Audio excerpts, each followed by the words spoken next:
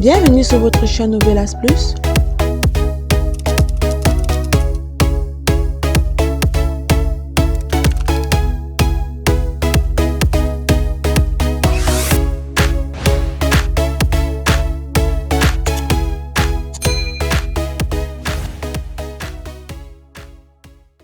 Aujourd'hui, on se retrouve pour le résumé de l'épisode 158, saison 1 de votre série El Diablo.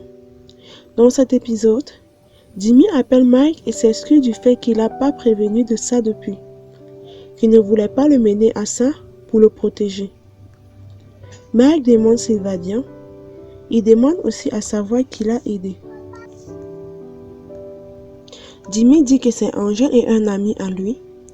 Mike demande comment ils vont faire pour communiquer étant donné les circonstances. Jimmy dit qu'il saura comment faire, que pour le moment, ils doivent rester sur leur garde.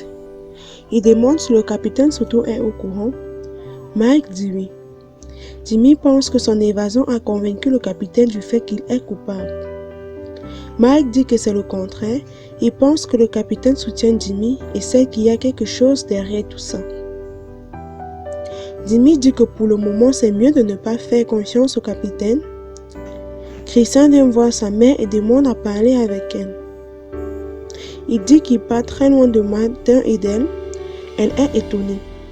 Il dit qu'après tout ce que son frère Martin a fait pour lui, comment est-ce qu'il fait pour le remercier? Christian dit que Martin n'est pas comme il pense, qu'il cache beaucoup de choses sombres. Sa mère demande de partir de sa maison, mais il dit qu'il ne partira pas tant qu'elle ne saura pas qui est réellement son fils Martin. Le père de Topo sert du café à son fils et Perla. Topo demande à Perla si son père a un fils et demande comment est-ce que Suzy a réagi.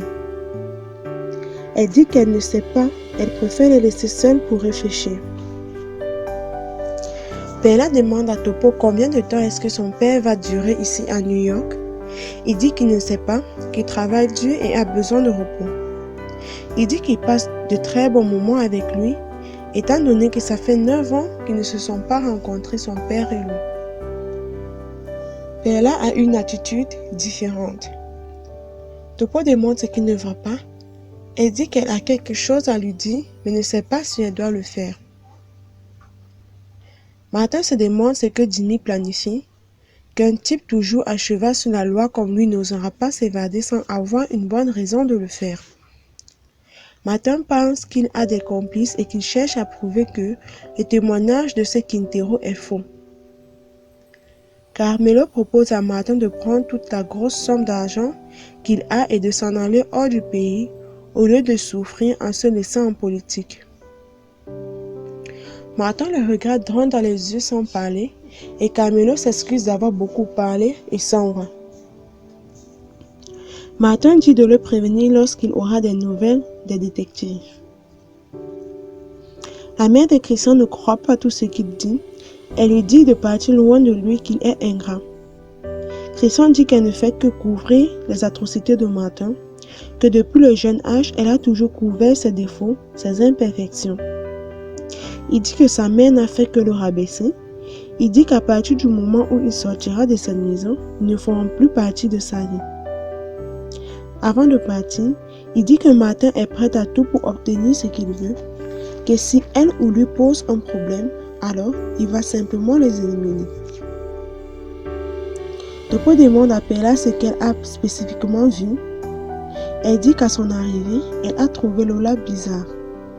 Topo demande comment. Perla dit qu'elle était comme en train de se rhabiller, comme si elle faisait quelque chose avec son père. Perla pense que Lola a fait des avances au père de Topo. Topo pensait que Lola allait se concentrer dans les études comme elle avait dit. Perla dit que c'est un mensonge et qu'elle ne dit pas ça pour le mettre en mauvais terme avec Lola, mais pour éviter qu'on fasse du mal à Topo parce qu'il ne le mérite pas. Topo n'en revient pas. Il se demande si elle est avec lui pour l'argent. Perla dit que l'héritage qu'il a reçu augmente sa valeur aux yeux de Lola. Perla dit qu'elle a compris sa valeur, ce qu'elle ne voyait pas depuis, et ce qu'elle espère pour Topo, c'est qu'il trouve une femme qu'il aime profondément et qui le respecte. Puis, elle s'en va chercher Junior. Jimmy fait une fois de plus le déjeuner à Angèle et trouve qu'Angèle peint de beaux tableaux. Angèle pense qu'actuellement, il a besoin qu'on le voie moins afin d'éviter les soupçons. Il fait allusion aux 10 tableaux commandés par son client qui seront par la suite exposés. Jimmy trouve que c'est une bonne chose d'avoir des commandes sur ces tableaux. Ça va lui donner de quoi survivre dans ces circonstances. Martin reçoit un appel de sa mère qui demande à parler avec lui.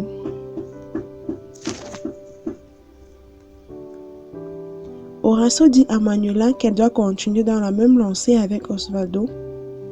Manuela appelle Angèle pour lui raconter tout ce qui s'est passé afin qu'ils fassent attention de leur côté. Elle dit à Angèle qu'elle se sent très mal, angoissée à cause de tout ça. Il dit que s'il y avait un autre moyen, alors il n'aura pas fait ça. Manuela dit que c'est mieux qu'ils se rencontrent pour parler de tout ça.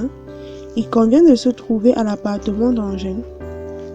La mère de Martin fait part de sa discussion avec Christian à Martin, disant qu'il a tué plusieurs personnes pour arriver où il en est aujourd'hui.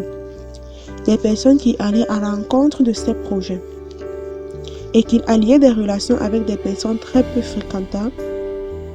Martin demande à sa mère si elle croit qu'il est arrivé là-bas sans avoir travaillé très dur à la sueur de son front, que ça va à l'encontre de ce qu'elle a appris. Par ailleurs, Christian se rappelle de toutes les conversations qu'il a eues avec Martin au sujet des personnes qui l'ont tué. Il fait un enregistrement vidéo sur un ordinateur. Il précise la date de telle sorte que l'enregistrement pourra servir de preuve dans un tribunal. Martin dit qu'il cherche à retrouver son frère pour s'assurer qu'il ne fasse pas de n'importe quoi et ne dise qu'on ne peut plus compter sur lui. Sa mère dit qu'il est dans un hôtel dans la banlieue de la ville. Immédiatement, Martin contacte Camilo et demande de retrouver Christian, qui est caché dans un hôtel dans la banlieue de la ville. Sa mère demande ce qu'il va faire. Martin se lève et s'en va. Sylvana dit à Mike qu'elle était à l'appartement d'Angèle et a croisé Jimmy. Et là, il y avait Virginia qui l'attendait. Mike demande comment est-ce qu'il allait. Le capitaine fait une petite réunion au sujet de l'affaire et dit que le commissariat doit être en alerte contre toute information concernant cette affaire. Il dit à tout le monde que le capitaine Mike Sanchez n'a rien à voir dans cette affaire et dit qu'il est convaincu du fait que si Mike ou toute autre personne a une information concernant l'endroit où se cache Jimmy, alors on le fera savoir dans le cadre de l'accomplissement de son devoir. Christian a fini son enregistrement et fait une copie virtuelle au cas où. Dites-moi en commentaire si vous avez aimé le résumé. Ça me ferait plaisir d'améliorer et vous donner le meilleur. Ainsi s'achève cet épisode. C'est la fin de la vidéo. Si vous avez aimé, laissez un pouce bleu et on se retrouve très prochainement pour une nouvelle vidéo.